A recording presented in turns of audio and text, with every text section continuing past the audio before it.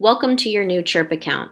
Inside this video, we'll walk through step by step on how to get everything up and running. The first thing you're going to want to do is come down to the Contacts tab and go ahead and upload your contacts to your account. To do so, when you're inside the Contacts tab, you'll go ahead and click this More button over here on the right-hand side and click Bulk Upload. From here, you're going to bulk upload all of your contacts in your spreadsheet. If you do need help setting up your spreadsheet, please navigate over to your training videos section and we'll help you with that as well. After your spreadsheet loads, you'll want to hit next step. And from here, you're going to make sure that everything's lined up from your spreadsheet to your account for those bits and pieces of info. Definitely make sure that you have date of birth and the transaction date on file if you have that information, as well as the physical address for handwritten cards. From here, you'll want to make sure that you either manually select your audience or choose the audience from within your spreadsheet. You do have the single sphere and past client audience, which makes things pretty easy. After that, you'll click Next Step. It'll bring you to this page that'll show you how many contacts are being uploaded. Just a reminder that your Chirp account comes with a total of 250 contact storage space. So you can go ahead and upload all of that at one time or in batches if you need to, whatever you are comfortable with. After that, you'll click Submit Upload, and then the spreadsheet will start to load at the top of your screen, letting you know if it's pending, if it's completed. You have a refresh button over here on the right-hand side to show you where it is in the process. Shouldn't take more than about a minute for everything to get inside your account. Once everything's there, your contacts will show at the bottom of this page and you'll be good to go in terms of contact upload. The next step is going to be to set up your signature so that you can at least begin sending your email portion of the account. The Signatures tab is shown on the left-hand side. When you're inside the account, you can go ahead and click Signature Builder. If you're familiar with HTML or building a custom signature, we do have the Custom Builder button as well. If you need any help with that, or if you're not sure with what HTML coding is for signatures, feel free to reach out to our team. We're always happy to code over a signature that you already have in place for consistency. Otherwise, you can go ahead and build your own signature, clicking the Signature Builder button. Go ahead and choose a template. And then pretty easy, you'll go through and fill out all of the information that is there and that's needed. You can upload your headshot or a logo, any social icons, and then if you need to change any styling within the signature, you can go ahead and do that as well. Once the signature is good to go, you'll click the Save button, and you can go ahead and always preview your signature if you want to go back and double check your work. Once that piece is set up, a couple other final little pieces just to put into place so that you can set everything to automatic and be off and running. The first thing is choosing your texting phone number. So within our system, you do choose a phone number to text from, and all texting stays within the account. When you are setting up a texting phone number, you'll want to click Phone Numbers underneath the texting bar, and you'll see my sample one right here. So if anybody calls your texting number, it will forward to the number we have on file for your account. So there's no blank spots or kind of looping around. When you're ready to select your number, you'll go ahead and click Select New.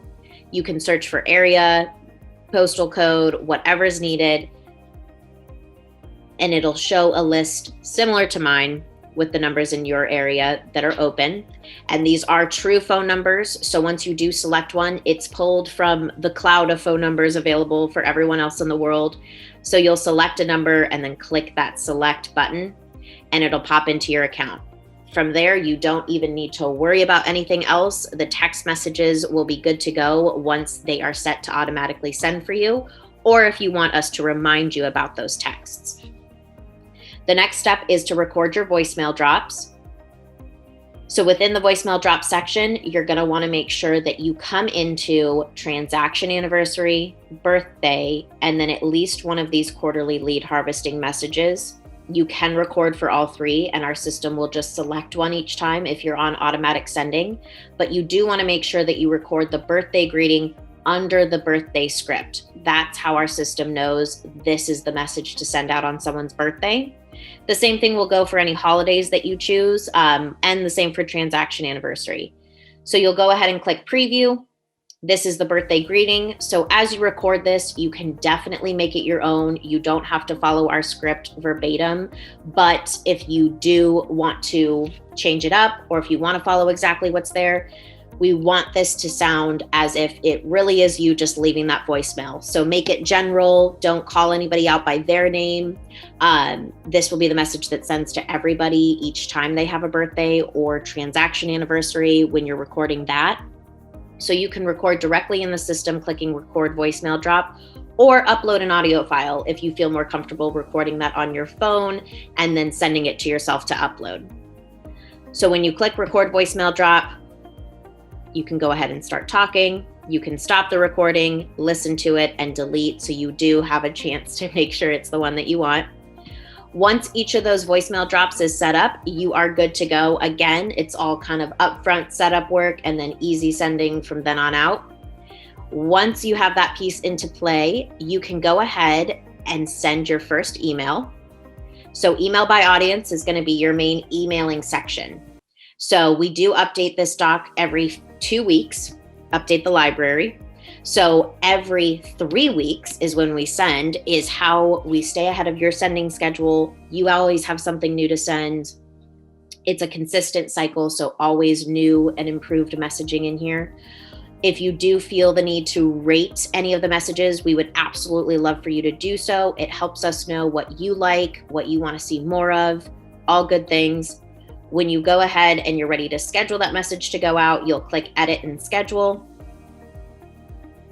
This is where you can directly edit anything if you want to, or you can simply go ahead and select that sphere past client audience to send to. After you select the audience, you'll come down and click the send button. You can, of course, preview or save for later. And when you click send, you can either choose a specific time and date. So if you're in here a little bit late, you can choose the next morning, or you can go ahead and schedule it to go out right away. We do push the time out a few minutes into the future, just so there isn't a 5-second window to make any changes. And after you schedule your first message to go out, we'll remind you once every 3 weeks that we are either going to send for you or for you to schedule your next message to go out. With that being said, I'm going to show you how to go into your settings to make things either automated or keep it as only after I approve. So everything at this point should be set up: texting number, voicemail drops, contacts, signature. Check those before you do anything else. And then once you're ready, you'll come down into audiences over here on the left-hand side. And this is where you can switch your sphere/past client audience, which is directly related to your email by audience sending. You can click settings and switch this from only after I approve to automatically if you want us to send for you. If you want to be reminded to send, you'll leave it as only after I approve. And then you'll click save. You're good to go. The next thing is going to be doing that same process, but for your texting and voicemail drops for birthday and transaction anniversaries.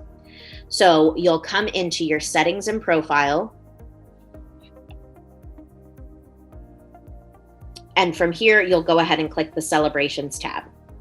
This is where each birthday, voicemail drop, text message, all of the good stuff, you can either select it to, we don't want to ignore. So we want it to either be remind me or send automatically. Remind you is going to remind you that, hey, a birthday is coming up for so-and-so. Do you want to send them a text versus just sending it out for you? The same will go for voicemail drops and transaction anniversaries. And then for holidays, this is where you're going to choose the 6 holidays that you want to be reminded about and sending for. So you can select up to 6. I'm just going to select a couple. And then the same thing. Do you want us to remind you to send those? Do we want to send for you? Either way, once you're done, you'll click this save button and then you are good to go. So everything at that point will be set up for the account. You'll be off and running. If you have any questions or run into anything, please feel free to reach out to our support team.